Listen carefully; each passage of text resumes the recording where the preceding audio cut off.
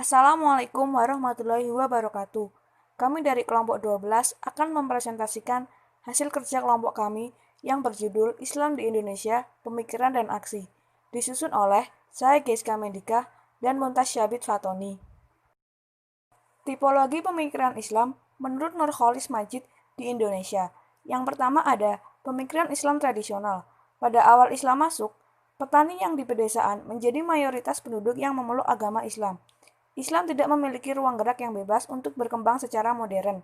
Oleh karena itu, Islam berkembang melalui tradisi-tradisi yang ada di pedesaan serta mengikuti adat yang ada di pedesaan. Tradisionalisme juga sangat menekankan pada aspek loyalitas pada pemimpin agama. Yang kedua yaitu pemikiran Islam modern. Istilah modernisme Islam merupakan gerakan pembaruan atas kemapanan aliran tradisional Islam yang telah terlebih dahulu mengakar dalam masyarakat. Aliran modernisme ini mendapat inspirasi dari gerakan purifikasi Muhammad Ibnu Abdul Wahab di Jazirah Arabia dan pan-Islamisme Jamaluddin Afghani yang kemudian mendapat kerangka ideologis dan teologis dari muridnya seperti Muhammad Abduh dan Rashid Ridho. Di Indonesia sendiri, Muhammad Darwis atau yang biasa dikenal dengan Kiai Haji Ahmad Dahlan merupakan tokoh yang membawa Islam modern ke Indonesia. Pola pikir yang sudah terlatih dalam memahami berbagai macam buku dan jurnal serta pendapat dari tokoh-tokoh pembaruan Islam seperti Muhammad Abduh, DKK menjadikan sosok beliau sebagai tokoh pembaru Islam di Indonesia. Yang ketiga adalah pemikiran Islam neo-modern. Neo-modernisme dapat diartikan dengan pahara modernisme baru. Neo-modernisme digunakan untuk memberikan identitas pada kecenderungan pemikiran keislaman yang muncul sejak beberapa dekade terakhir sebagai merupakan sintesis. Islam neo-modernisme di negara Indonesia yang dikenalkan oleh Nurholis Majid atau biasa dikenal dengan Cak Nur ini dianggap sebagai Islam liberal di mata publik.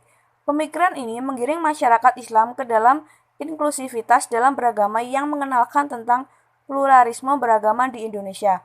Pemikiran ini juga memadukan dan mencari jalan tengah di dalam dua pemikiran sebelumnya, yaitu Islam tradisional atau eksklusif dan Islam modern yang mementingkan rasio akal pikiran.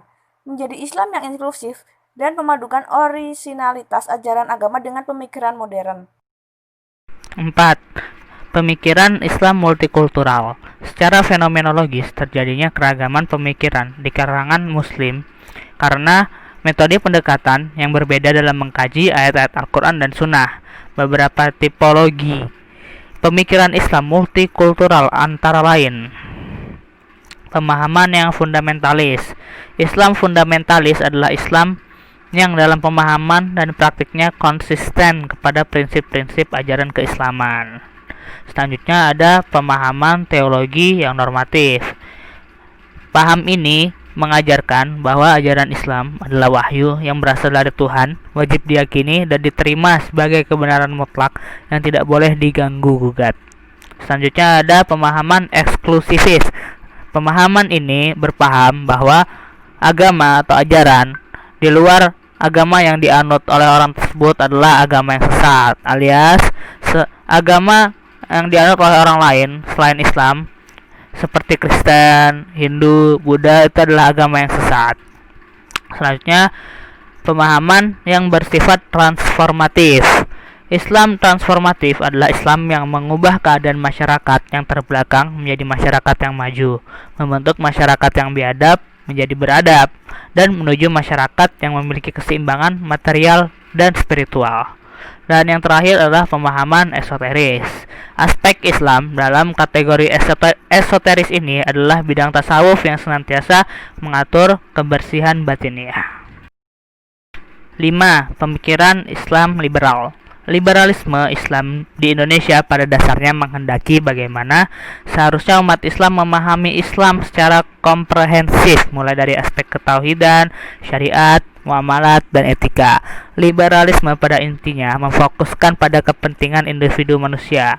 Lutfi menjelaskan, tidak ada yang perlu ditakuti dari liberalisme karena liberalisme justru lahir menyesuaikan dan menghargai sifat dasar manusia.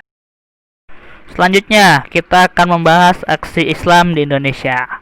Aksi atau gerakan diidentikan dengan organisasi.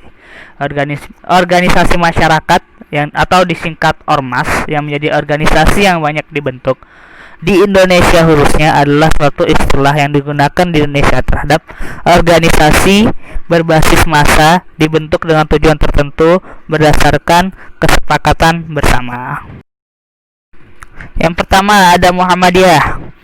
Aksi yang dilakukan Muhammadiyah ini berkaitan dengan model pendidikan, yaitu pembaruan model pendidikan yang berhaluan barat menjadi tonggak utama aksi Muhammadiyah dalam memerangi kebodohan yang terjadi di masyarakat kala itu, mulai dari mempelajari ilmu eksak seperti IPA, IPS, dan diperkuat pula dengan pendalaman agama Islam sehingga terbentuk generasi muslim yang maju dalam pemikiran maupun akidahnya.